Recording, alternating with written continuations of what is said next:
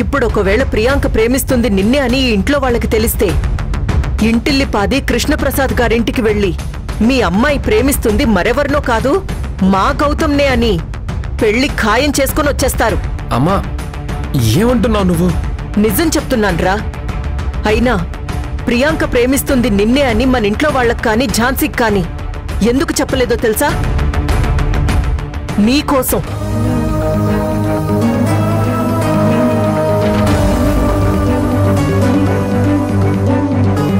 నేనిప్పుడు ఆ విషయం చెప్తే నువ్వు ఇంట్లో వాళ్ళకి ఝాన్సీని ప్రేమిస్తున్న విషయం చెప్తావనే భయంతోనే నేను చెప్పడం లేదు. ఇన్నాళ్ళు నాకు తెలిసిన ప్రతి విషయం మీ నాన్నకి చెప్పేదాన్ని. కానీ ఈ ఒక్క విషయం మాత్రం చెప్పలేదు. మీ నాన్నకి చెప్పకుండా దాస్తున్నందుకు నాకు ఎంత గిల్టీగా ఉందో తెలుసా? ప్రియాంక బంగారం లాంటి పిల్లరా. స్వీటీ ప్రాణాలు కాపాడడానికి తనే డోనర్ని తీసుకొచ్చింది కదా. తను నీకు కరెక్ట్గా సూట్ అవుతుంది. అంటే నాకు ఝాన్సీ సూట్ కాదమ్మా. అది కాదు నాన్న. ప్రియాంక ఈ ఇంట్లో వాళ్ళందరికీ చాలా నచ్చిందిరా. తనని పెళ్లి చేసుకుంటే నీ జీవితం బాగుంటుందిరా. ఉండదమ్మా, నా జీవితం అస్సలు బాగుండదు. అసలు నేను తనని నా లైఫ్ పార్ట్నర్ గానే ఊహించుకోలేను. నాన్నా. అవునమ్మా, మనసులో ఒకరిని పెట్టుకొని మరొకరితో జీవితం పంచుకోలేను. నా దృష్టిలో అలా చేయడం పాపం. నీ కొడుకు 10 మందికి సాయం చేస్తాడే గాని ఎవరిని ఎప్పుడు మోసం చేయడు. ఏంట్రా నువ్వు మనసు పాపం మోసం అని ఏదేదో మాట్లాడుతున్నావు? అయినా నువ్వు ఝాన్సీని ప్రేమిస్తున్నావు కానీ తను నిన్ను ప్రేమించడం లేదు. లేదు, తను నన్ను ప్రేమిస్తుంది, ప్రేమిస్తూనే ఉంటుంది. గౌతమ్, ముందు నువ్వు నీ భ్రమలో నుంచి బయటికి రా. ఎందుకురా? ఎందుకు నీకు నువ్వే ఏదేదో ఊహించుకుని నీ జీవితాన్ని ఈ కుటుంబాన్ని నాశనం చెయ్యాలని చూస్తున్నావు? అయినా ఝాన్సీ కన్నా ప్రియాంక ఏ విషయంలో తక్కువరా? ఆస్తిలోనా, అంతస్తులోనా, వృత్తిలోనా, దేంట్లో తక్కువరా? ఆ మాటకొస్తే ఝాన్సీ కన్నా ప్రియాంకే ఓ మెట్టు పైనుంటుంది. ఏంటమ్మా నువ్వు అంటుంది? అవును, ప్రియాంకకు ఆస్తుంది, అమ్మ నాన్నలున్నారు, సొసైటీలో పేరున్న డాక్టర్ ఫ్యామిలీ వాళ్ళది. అంటే చివరికి నువ్వు కూడా ఝాన్సీని తక్కువ చేసి మాట్లాడుతున్నావమ్మా? ఈ మాట నీ నుంచి వింటానని నేను అస్సలు ఊహించలేదు. నన్నలా మాట్లాడేలా చేస్తుంది నువ్వు. ఝాన్సీ అంటే నాకు చాలా గౌరవం. కానీ నీ వల్ల నా మైండ్ కంట్రోల్లో ఉండలేకపోతుంది. ఎప్పుడు ఏం జరుగుతుందోనని భయం నన్ను వెంటాడుతుంది. అందుకే మనస్ఫూర్తిగా ఝాన్సీతో కూడా మాట్లాడలేకపోతున్నాను. ఎందుకమ్మా నువ్వంతగా ఆలోచిస్తున్నావు? జరగాల్సింది జరుగుతుంది. ఏం జరుగుతుందిరా? ఏం జరుగుతుంది? ఈ ఇంట్లో నీ ప్రేమ విషయం తెలిసిన మరుక్షణమే నువ్వు ఈ ఇంటి గడప దాటి వెళ్లాల్సి వస్తుంది. నీకు మాకు బంధం తెగిపోతుంది.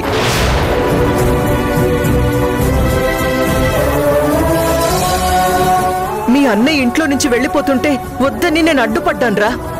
వాడు నన్ను కాదని వెళ్లిపోయాడు. చివరికి ఏం సాధించాడు చెప్పరా? ఏం సాధించాడు? కన్న తల్లికి కన్నీళ్లు మిగిల్చాడు. పైగా వాడి వల్లే మీ నాన్నమ్మ చనిపోయిందన్న నిందొకటి. ఇవన్నీ నువ్వు చూస్తూనే ఉన్నావు కదా. వాడి జ్ఞాపకాల నుంచే నేనింకా బయటికి రావడం లేదు నాన్న. అందుకే నిన్ను ఇన్నిసార్లు బతిమలాడుతున్నాను. నీ మనసు మార్చుకోమని చెప్తున్నాన్రా. నీకేదైనా అయితే తట్టుకునే శక్తి నాకు లేదురా. నువ్వు ఝాన్సీని ప్రేమిస్తున్న విషయం ప్రళయంగా మారకముందే నీ మనసు మార్చుకోరా. ఆ ప్రళయాన్ని ఆపగలిగే శక్తి నీకు మాత్రమే ఉంది. దయచేసి నేను చెప్పేది అర్థం చేసుకోరా. ఝాన్సీని మర్చిపోయి ప్రియాంకని పెళ్లి చేసుకుంటానని ఒక్క మాట చెప్పరా. నా మనసు ప్రశాంతంగా ఉంటుంది, ఈ ఇల్లు ప్రశాంతంగా ఉంటుంది. నన్ను క్షమించమ్మా, నేను ఝాన్సీని మర్చిపోలేను. గౌతమ్, నా ప్రేమ విషయం తెలిస్తే ఈ ఇంట్లో ప్రళయం పుడుతుందో లేదో కానీ ఝాన్సీని మర్చిపోవాలంటే నా ఊపిరి ఆగిపోవాలి. అప్పటి వరకు ఝాన్సీ నన్ను ప్రేమిస్తున్నా ప్రేమించకపోయినా నేను మాత్రం తననే ప్రేమిస్తూ ఉంటాను.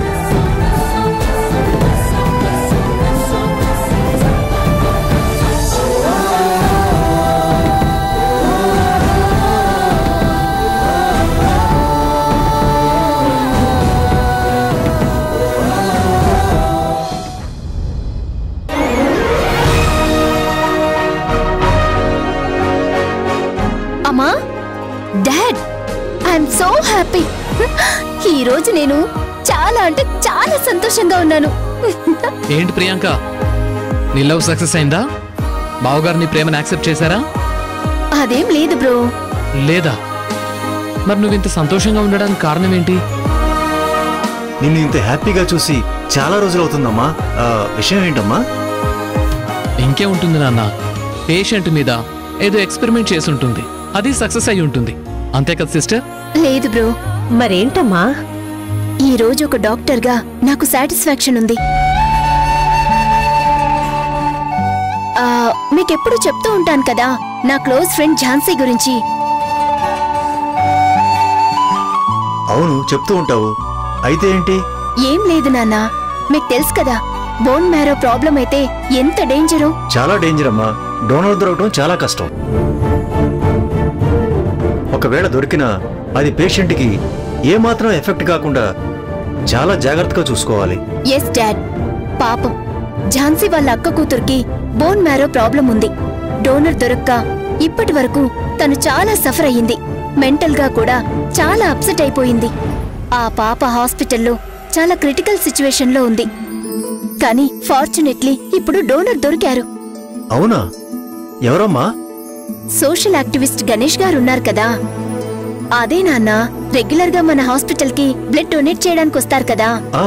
అవునమ్మా, గుర్తొచ్చింది. He is a noble person. తానే డోనర్. టెస్ట్లన్నీ చేసేసాం, రిపోర్ట్స్ అన్ని మ్యాచ్ అయిపోయాయి. రేపే ట్రీట్మెంట్ స్టార్ట్ అయిపోతుంది.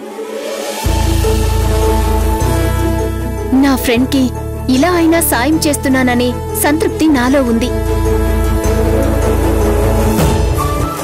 ఎందుకంటే నా లవ్ విషయంలో ఝాన్సీ నాకు చాలా ధైర్యాన్నిచ్చింది.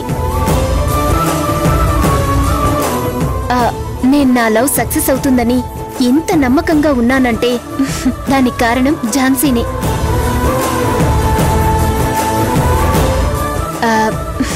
డాక్టర్గా నా వంతు ప్రయత్నం నేను చేస్తున్నాను. రేపు ట్రీట్మెంట్ స్టార్ట్ అయ్యి త్వరగా ఆ పాప కోలుకుంటే నాకంతే చాలు. ఖచ్చితంగా కోలుకుంటుంది.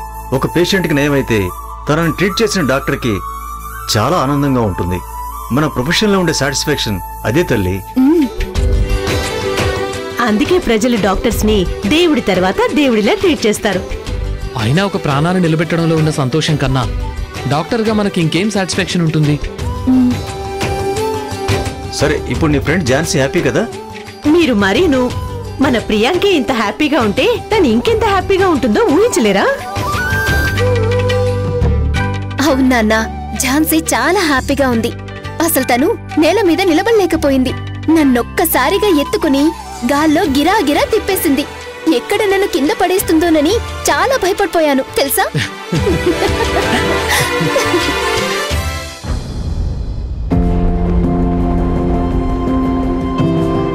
Sir, Mrinalini madam, Dhananjay sir, Chandramohan sir, Kamala madam, Padma madam, అందరూ రండి. అందరూ వచ్చేసినట్టే కదా? ఏంటి ఏంటి అరుపులు? ఎందుకు అందరినీ పిలిచావు? మీకు ఒక గుడ్ న్యూస్ చెప్దామని పిలిచాను సార్. సారీ